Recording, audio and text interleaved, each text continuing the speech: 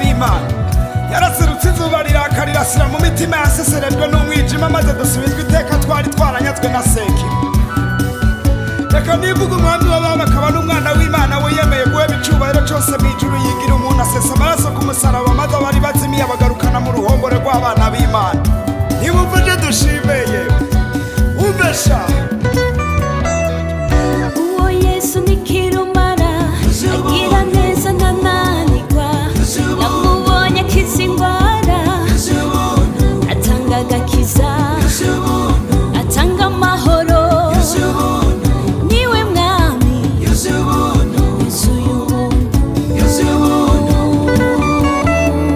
Ngira nirate ngira shima uwo mwami w'abami, yankuye muri byinshi nkikujwe na byinshi namelemeta, sina kisi ya kumshukuru, mi nasema asante, mikono juu mbele zake Mungu wangu, kanipa furaha moyoni mwangu, simba wa Yuda, Yesu ndiye mwamba. Yes sir, tumitambi